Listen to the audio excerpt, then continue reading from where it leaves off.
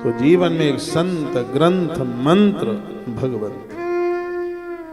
आप खूब खर्चा करते हैं, बड़े शहर में आप रहते हैं, थोड़ा ये भी खर्चा करें, कुछ आम की लकड़ियां घर में रखें, कुछ समी की लकड़ियां रखें, कहीं मिल जाएं तो गौ माता के उपले, गोबर के कंडे। बीमारी होगी नहीं, घर में भूत प्रेत होगा नहीं, नजर टप्पू पट्टू लगेगा नहीं, बिल्कुल। गौ माता के गोबर का इतना बड़ा प्रभाव है, उसके उपले का, उसके कंडे का। सुबह शाम थोड़ा थोड़ा जलाइए, इतना आनंद होगा, हरी दुखारी बीमारियां सब घर के बाहर होंगी। घर आपको किसी स्वर्ग से कम नहीं लगेगा। यह करके आप देखिए, हमारी बहुत बातें आप मानते हैं। यह भी मानिए, घर में आपने जहां मंदिर बनाया है वहां भगवान की ध्वजा लगाइए, पीली लगाइए, लाल लगाइए, श्वेत लगाइए, बिल्कुल मंदिर के बगल में ही रख दीजिए, ध्वजा रख दीजिए मंदिर के बगल में, आनंद हो जाएगा। बिल्कुल ईशान कोण की तरफ रख लीजिएगा, ध्वजा रखिए। ध्वजा हमारे धर्म पुण्यों को इतना आगे बढ़ाती है, हमारे मनोरथ सिद्ध होते हैं। कभी आप द्वारका जी गए होंगे, द्वारका जी में इस मनोरथ ध्वजा के लिए 4-4 साल लाइन में लगना पड़ता है, तब उनको ध्वजा चढ़ाने का सौभाग्य प्राप्त होता है। मंदिर का गुम्मट अधूरा होता है ध्वजा के बिना। आप अपनी छत पर, अब बंबई में छत तो है कहाँ है, घर अपना है, छत किसी दूसरे की है, तो आपने जहाँ पर आपने अपना जो मंदिर बनाया है, काष्ठ का बना, पाषाण का बनाया, जो भी बनाया है, उसमें एक डंडे में, बांस के डंडे में लगाइए, पतला डंडा बांस का मिल जाएगा। बांस घर की वंश वृद्धि करता है, इसलिए बांस को जलाया नहीं जाता।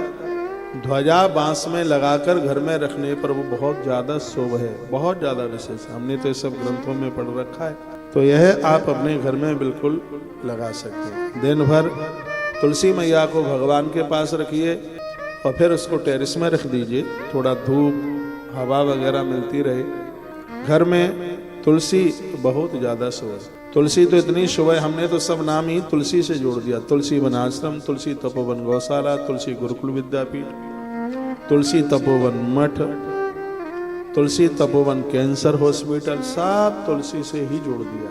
तुलसी समर्पण युक्त है, तुलसी की अपने आप में बहुत बड़ी महिमा है। आप सबके घर में तुलसी नित्य प्रयोग में ही होनी चाहिए। आप सबके भी पुजारी हैं तो भी तुलसी पहनी, हम दोनों चीजें पहने। हमें तो आप खैर बता ही नहीं पाएंगे कि हम पुजारी किसके हैं, हाँ, अनुमान लगा ही नहीं पाएंगे। राम कथा सुनेंगे तब आपको लगेगा कि इस आदमी के जीवन में राम के अलावा कोई है ही नहीं। कन्हैया की कथा करेंगे तो आपको लगेगा कृष्ण के अलावा और कोई नहीं है। हाँ, हनुमान जी की कथा करेंगे तो आप फिर यही कहेंगे। और भगवान महादेव की कथा तो आप सुन ही रहे हैं। सगरे देवताओं के प्रति अगाध श्रद्धा है। अपने जीवन को अद्भुत कीजिएगा, विशेष कीजिए, दिव्य कीजिए। ब्रह्मस्वहरणम कृत्वा हत्वापि ब्राह्मणं बहु न लिप्यते नरपापे शिव नाम जपाद्दरा। ब्राह्मणों का धन हरण और अनेक ब्राह्मणों की हत्या करके भी जिसने भगवान शंकर का नाम जप कर लिया है वह भी पापों से मुक्त हो जाता है। ब्राह्मण का पैसा खाना बहुत बड़ा अपराध है।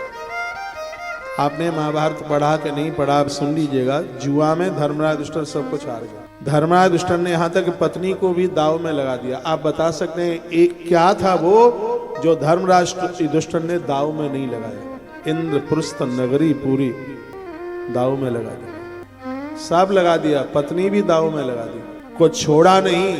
सिर्फ एक ही चीज थी जो दाव में नहीं लगाई, वो ब्राह्मणों की भूमि थी, ब्राह्मणों के मकान, ब्राह्मणों की धरती थी।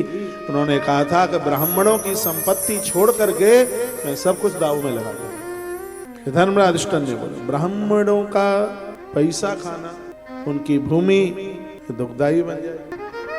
तो यहाँ पर बड़ा अद्भुत वर्णन किया। ब्रह्मस्वहरणम कृत्वा हत्वापि ब्राह्मणान् बहु।